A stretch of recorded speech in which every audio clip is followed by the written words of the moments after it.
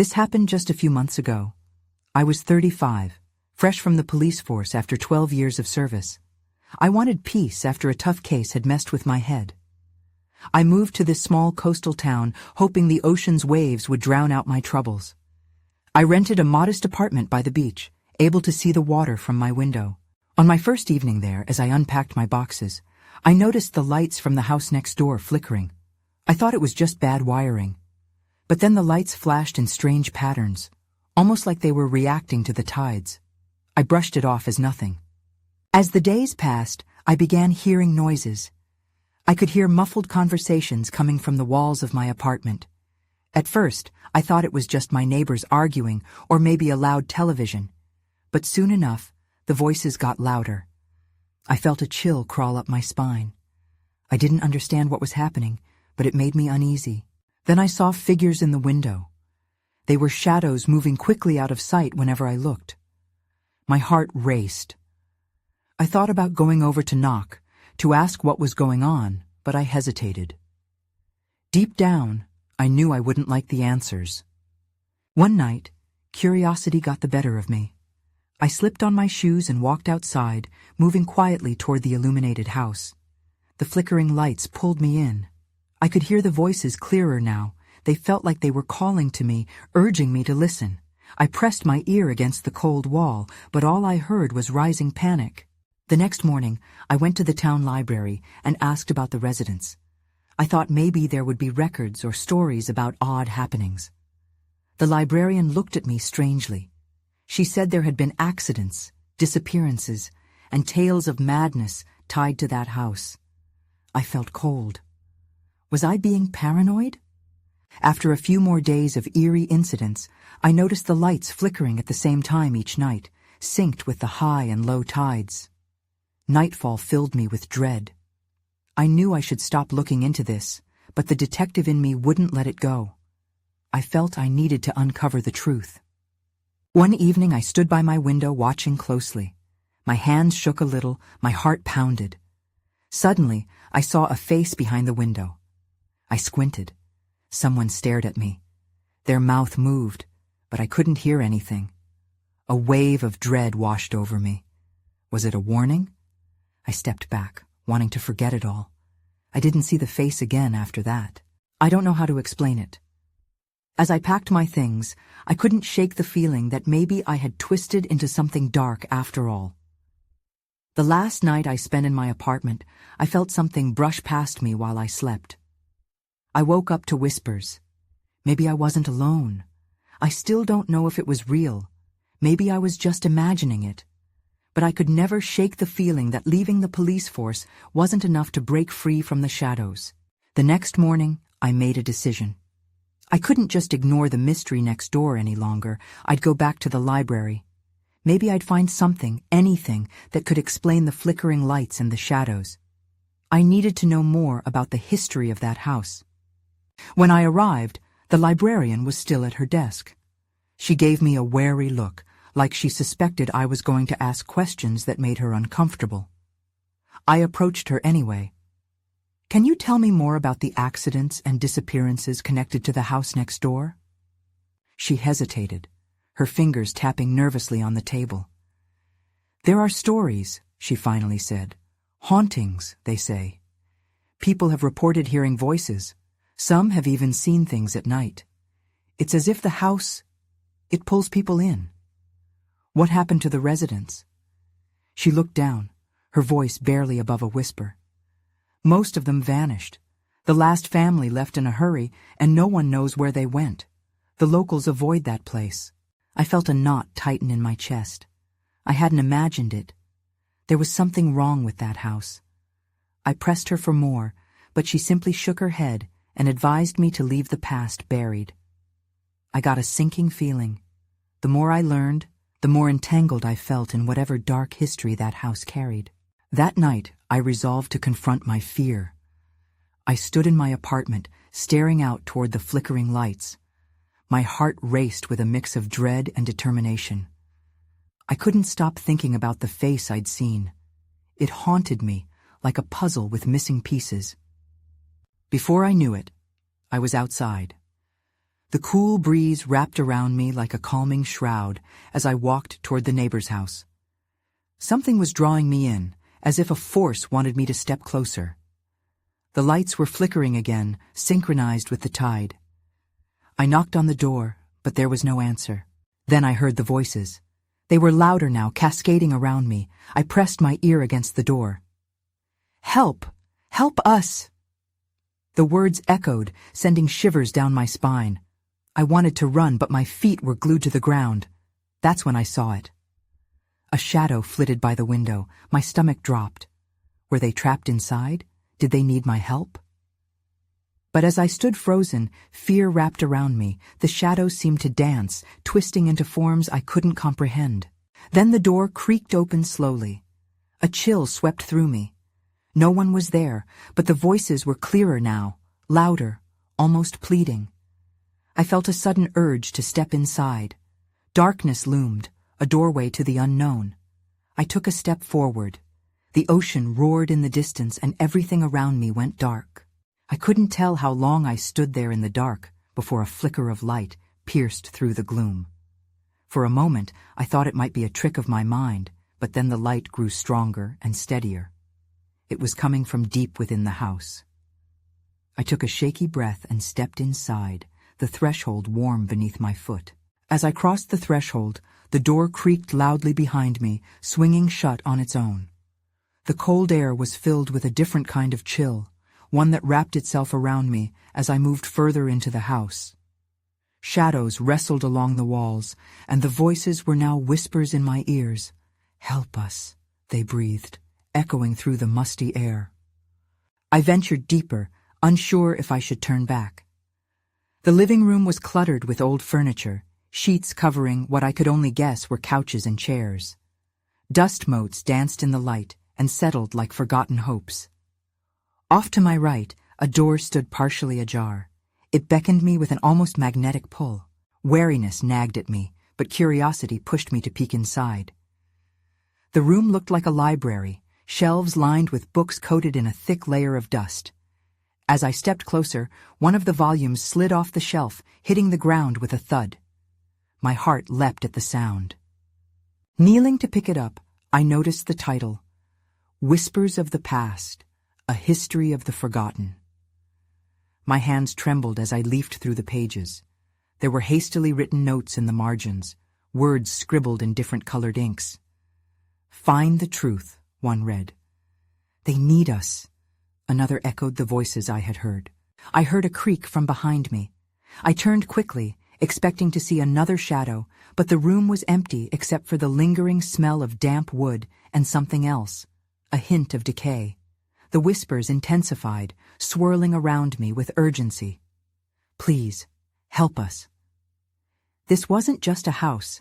It was a prison. The thought appalled me. It sent an electric jolt through my veins, and for a moment I hesitated. Would I actually find what lay at the heart of this? Should I dig deeper? Then the floorboards groaned beneath me, and I felt a shift in the air. A presence? Panic clawed its way up my throat. There was something in this space, something alive that I could not see. I dropped the book and bolted toward the door. But as I reached for the handle, it slammed shut with a violent crash. My heart thudded loud in my chest as I spun around to face the room. Then I saw it, a figure, faint but unmistakably human, hovering beside the bookshelves. My breath caught. The voice, now clear and pleading, spoke again. "You need to find out why we cannot leave." The figure flickered, its edge dissolving into shadows. Fear coursed through me, but so did an inexplicable determination. I wasn't ready to give up. Before I could think better of it, I took a step toward the figure.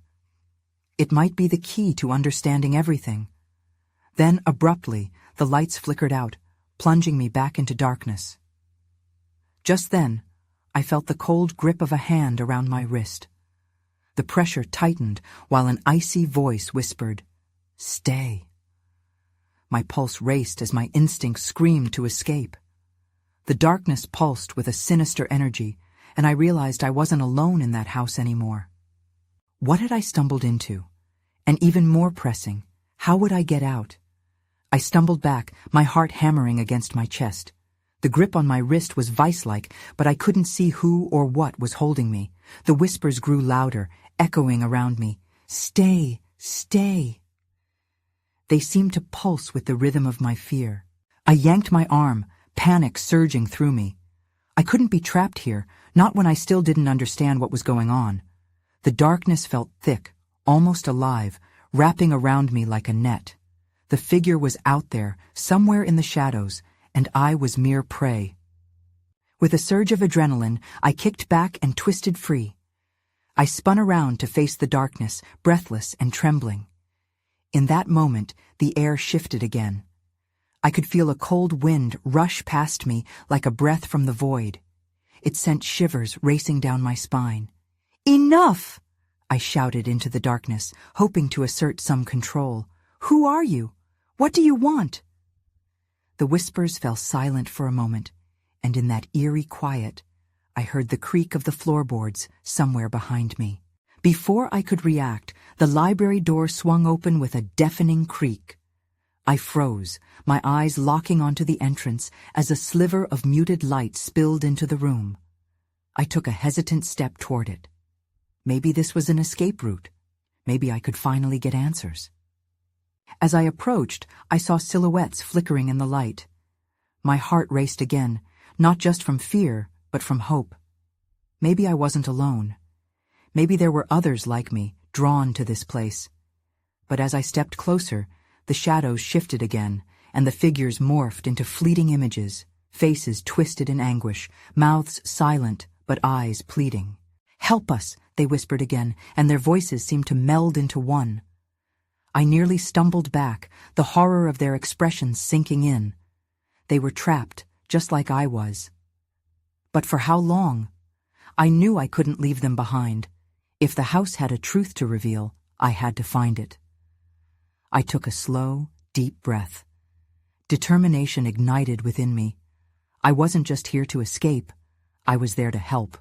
Whatever this place was, it needed someone to uncover its secrets. That's when I noticed a glimmer from the corner of the room. It caught my eye and drew me in. A small wooden box sat half open on the floor.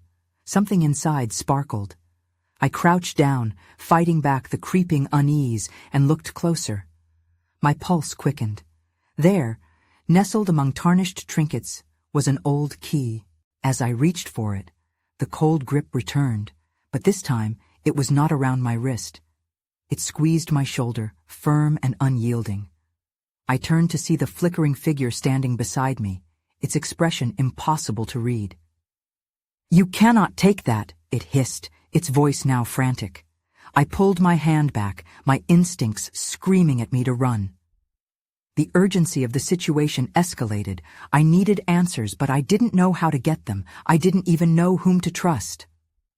Then the darkness shifted again, pressing in around me, and I felt the unmistakable presence of multiple forces converging.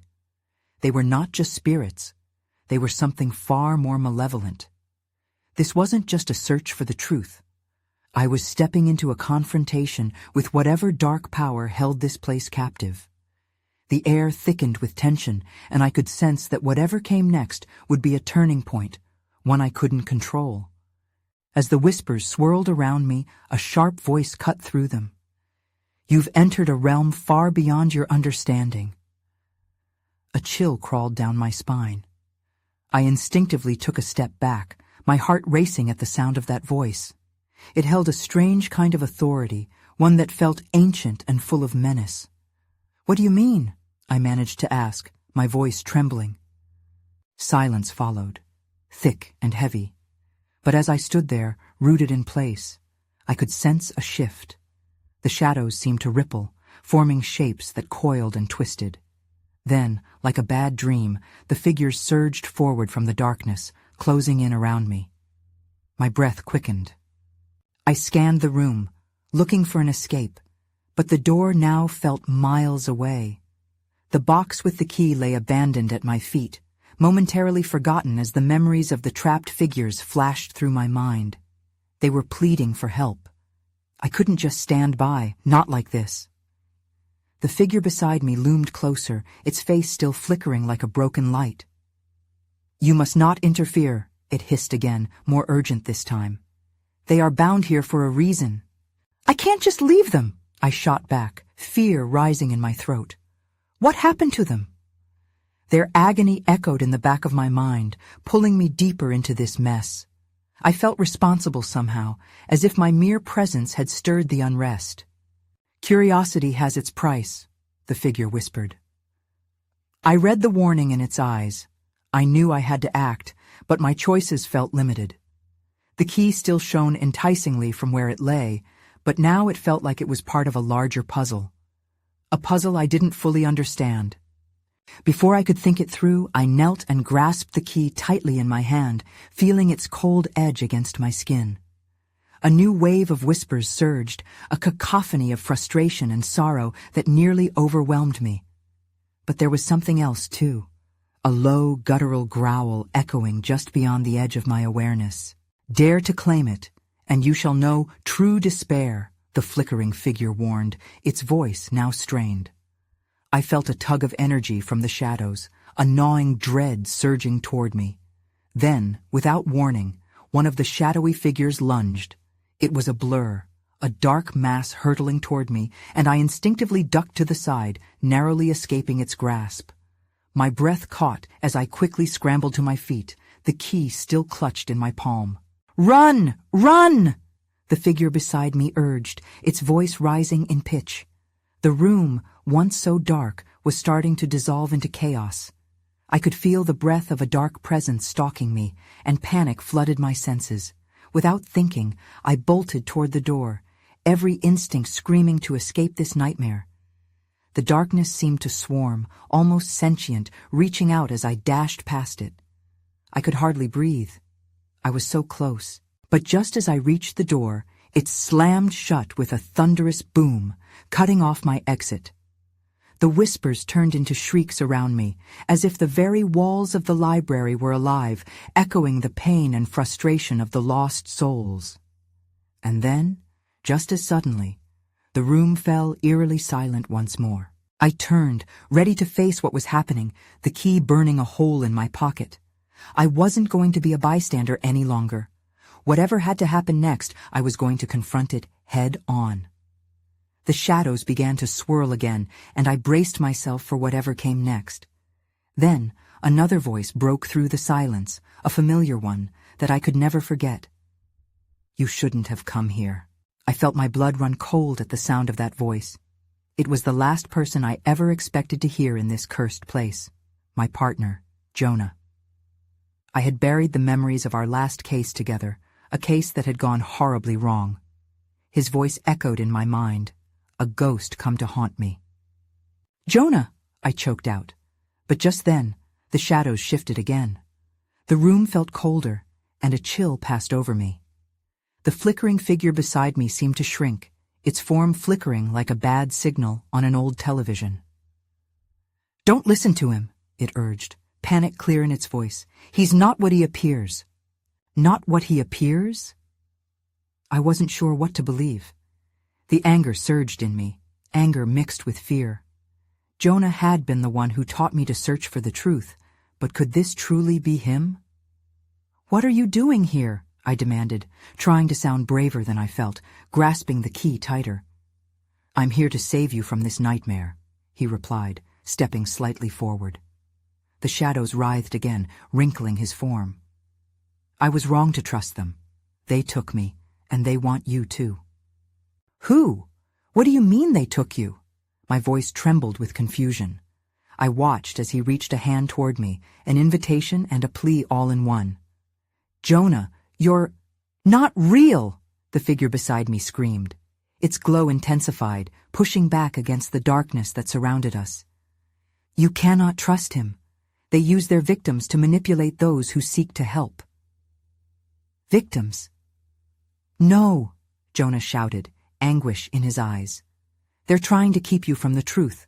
The room seemed to pulse with that word, truth. With every heartbeat, the shadows thickened and the whispers began anew, each one full of torment and accusation. The walls trembled as my heart raced with uncertainty. Should I trust him? Could it really be Jonah after everything? I looked back at the flickering figure. If gaining the truth means losing him, then who's really innocent here? The shadows surged forward, wrapping around me like a blanket of ice. I had to decide fast. The key felt impossibly heavy in my hand, and I felt a pull as if the choice before me was more grave than I could comprehend. "Choose!" Jonah yelled, his voice strained. "Choose me, or choose them." Suddenly, everything went black. The cold was overwhelming, a void swallowing all light. I could feel the key slipping from my grip, falling away into darkness. Fear clawed at my insides. There had to be a way out, some way to unbind all of us trapped in this endless loop. Then, just as quickly, the darkness lifted slightly, revealing a glimmer of light. I was on my knees, gasping for breath, the shadows retreating momentarily. A new presence loomed over me, something altogether different from either Jonah or the flickering figure. I shivered as I met its gaze. "You shouldn't have meddled," it hissed, its voice echoing against my thoughts. I felt the weight of my decisions crash over me. The choices were closing in fast, and a fear of missing my chance gnawed at me. That's when I saw it, a small, silver object gleaming in the corner. There was more to fight for than I initially realized, and it seemed I had touched a thread that could unravel everything. But the thing watching me didn't intend to let that happen. The figure loomed larger, its intentions murky, its shadow stretching across the room like a predator preparing to pounce. I scrambled to my feet, driven by instinct alone. The silver object in the corner caught my eye again. I dashed toward it, heart pounding, anticipation swirling in my gut. The thing watching me hissed, a sound that sliced through the air. "Run, or you'll never escape," it growled, a flicker of fear lacing its words. But I didn't need to be told twice. I lunged for the gleaming object. As my fingers grasped it, the coldness of the metal seeped into my skin, a shock of clarity flooding my mind. It was a pendant, etched with strange symbols that pulsed softly, almost alive. "Drop it!" the creature barked, its voice blazing with anger. I hesitated for a fleeting moment, the weight of both Jonah's face and the flickering figure's pleading eyes tugging at my conscience. What if this pendant was the key to breaking this nightmare? Did it mean I was choosing one reality over another? "Stop!" I shouted, clenching the pendant. "You don't get to intimidate me anymore." The creature's expression twisted in fury, and I felt the shadows behind me surge forward. They wanted to swallow me whole, to drag me back into the darkness that had enveloped Jonah. "No!" I screamed, waving the pendant in front of me. A warm light radiated from it, spilling into the darkness and pushing back the shadows, if only for a moment. The suffocating dread lessened, replaced by a flicker of hope. "Fool!" the creature shrieked. "You think that can save you? You're already too deep." The words hung in the air, jagged and biting. I couldn't deny the truth behind them. Jonah's voice echoed like a soft memory. "They want you too." I didn't want to be part of whatever twisted game was at play here, but the weight of my experiences bore down heavily. "Which way?" I yelled, turning to the flickering figure. It nodded, urging me to keep moving. The room around us warped, a surreal landscape caught in a war between light and shadow. I dashed towards a doorway that had appeared beside me. The silver light shifted, revealing a narrow passage leading away from the malevolent presence. I ran, relying on the adrenaline pumping through my veins, but uncertainty gnawed at me. Could I trust the flickering figure?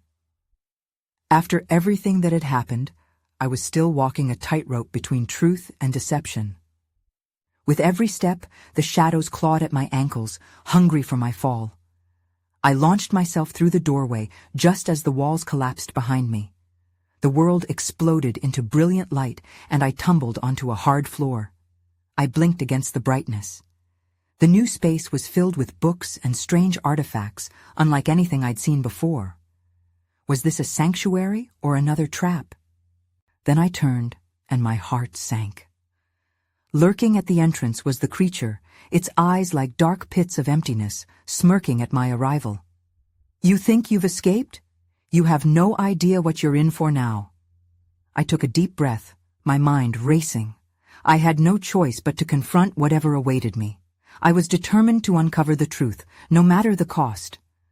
But what if it turned out to be something even darker than I could imagine? I didn't have time to process the creature's words. The room pulsed with energy, artifacts whispering secrets and warning me to proceed with caution. I clenched the pendant tighter, feeling a surge of warmth that contrasted with the coldness creeping into the room. "Why are you here?" I demanded, aiming the pendant at the creature. The light flared, illuminating the space in stark contrast to its shadowy form. "Looking for answers?" it mocked, taking a slow step forward. "You think you're clever? You have no idea how entwined you are with this place." I glanced around the room, searching for any clue that could ground me in reality. Books lined the shelves, their spines cracked and faded. Objects that felt like they belonged to another world surrounded me. A compass spun erratically on one table, pointing nowhere. "Where's Jonah?" I said, the question escaping my lips before I fully understood my own urgency. I thought I felt his presence somewhere, but it fizzled as the creature's energy consumed the air around me. The creature laughed, a low, gravelly sound. "He's part of the tapestry now, much like you will be soon." There was a venom in its voice that made my skin crawl. I took a breath, thinking of Jonah's face, his laughter, his warmth. Gone, swallowed by this darkness. I couldn't let that happen to me. I pushed the pendant forward again, its light cutting through the shadows, but never quite illuminating the creature fully. "You won't take me like you took him." With that, I launched myself toward a nearby bookshelf, hoping it could provide cover or something I could use against the creature. My fingers skimmed over dusty tomes until one slipped from the shelf, falling to the ground with a heavy thud. I picked it up, and the pages flapped open, revealing sketches of beings that looked like the creature. "Do you know something?" I gasped, eyes darting to the creature standing still, as if savoring my struggle. "Knowledge is a double-edged sword," it sneered, now edging closer, the shadows pulsing around it like a living thing. "You really think you can change your fate?" But then I caught a glimpse of something written beneath the sketches. Words of warning almost obscured by time, speaking of possibilities, realities that could shift if one wielded the right power. "These aren't just stories," I whispered, realization dawning. "Foolish girl!" Its voice slithered around me, echoing in the walled space. "You have no idea what you're tampering with. This is beyond you." Something inside me sparked, and as the light from the pendant brightened, I felt the shadows recoil. But then I noticed them stirring again. A thick, ominous energy seemed to rise from the ground. For every flicker of light I created, walls of darkness rose taller and more aggressive. "Stop!" I shouted, caught in a dance of light and dark, barely understanding my own power. Then I felt it, a shift in the air. Something moved faster than my eyes could see. I turned just in time to see a strange figure materializing behind me, translucent and flickering. It wasn't a shadow, but something else, something I could barely comprehend. "That's when I saw it," I breathed, heart racing again, as a new threat emerged from the dark. The figure shimmered, its form shifting like smoke caught in a breeze. I squinted, trying to make sense of it all. It looked human but ghostly, like a memory that had yet to settle. "What do you want?" I stammered, gripped by the increasing tension in the room. The creature before me shifted its focus, eyes locking on the apparition behind me.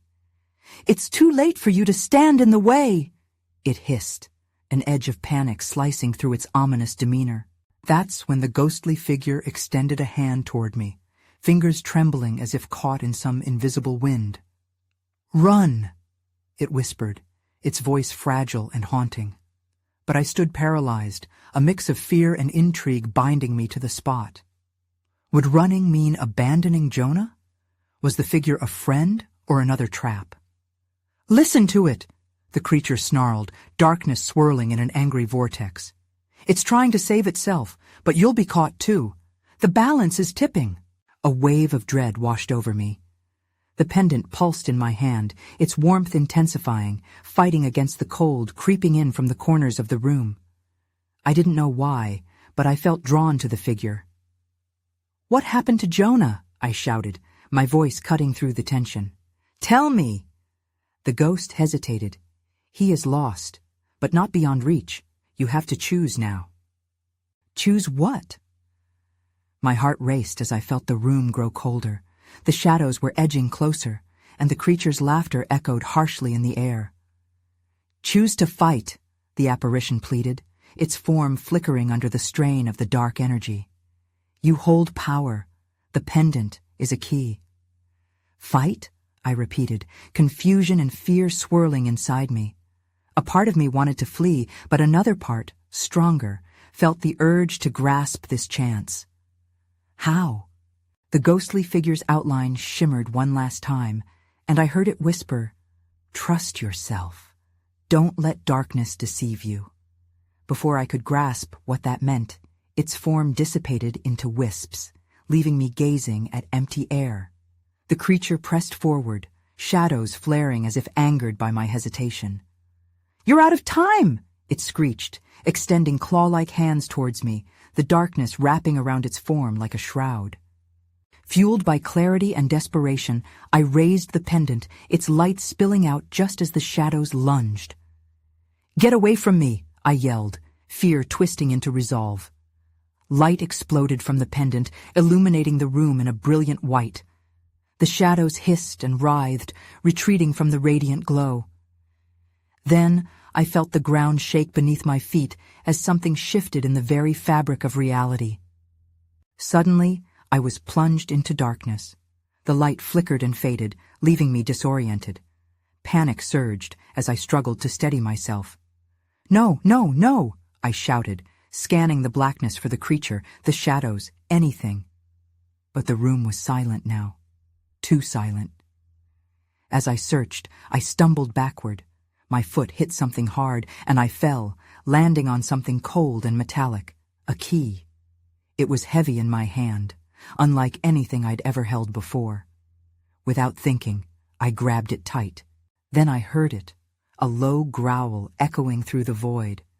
I wasn't alone anymore. Next to the shadows that consumed the room, something deeper, something far more sinister was awakening, demanding my attention. And just like that, the air thickened as another presence emerged, leaving me wondering if my fight had only just begun. I woke up, gasping for air, blinking against the harsh light that flooded in through the narrow window.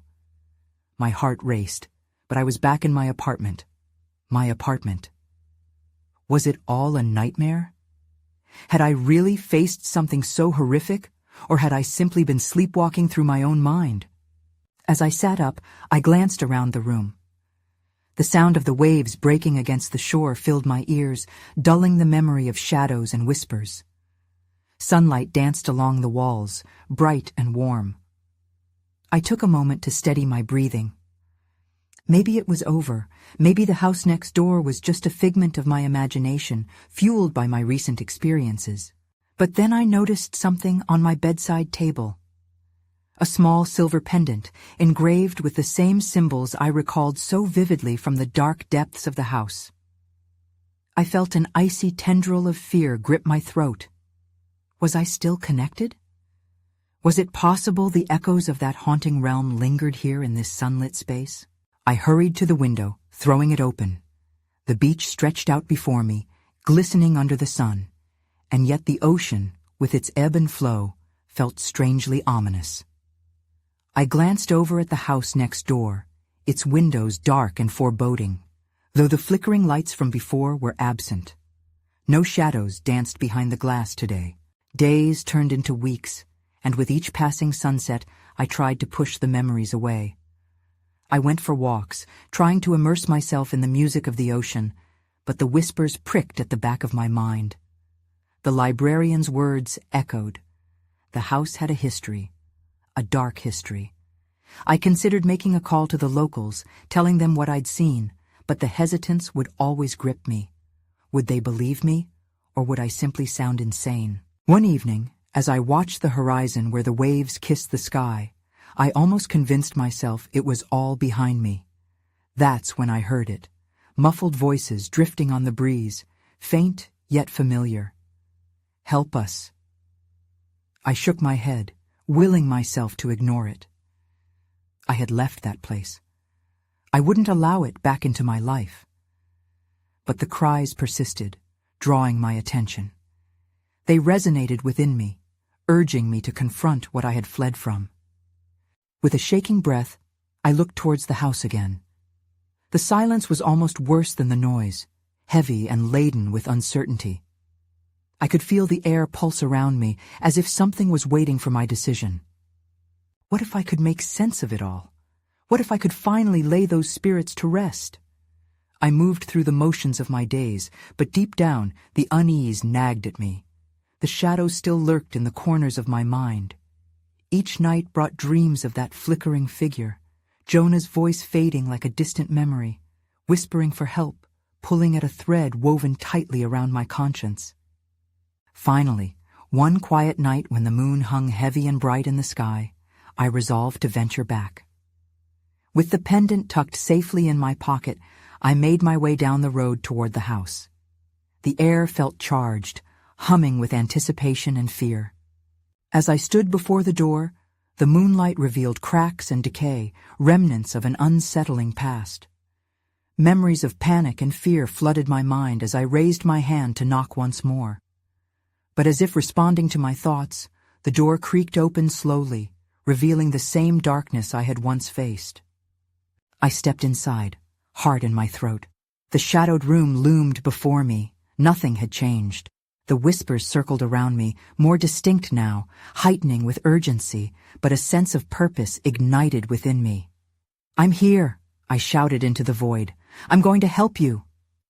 The air turned electric. I felt the long-suppressed fear ebb as strength surged through me. I wasn't here just out of personal curiosity.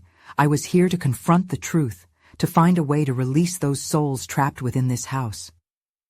The darkness twisted and swirled, answering my cry with newfound fervor. Suddenly, images began to manifest.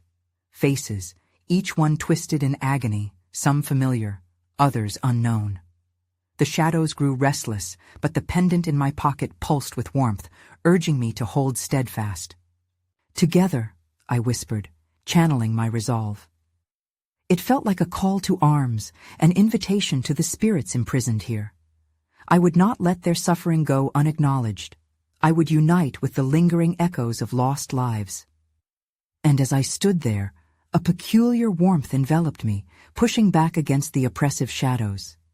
In that moment of connection between me and the unseen, the house seemed to shudder, releasing a breath it hadn't exhaled in years. Yet even as the air vibrated with promise, an unsettling thought lingered.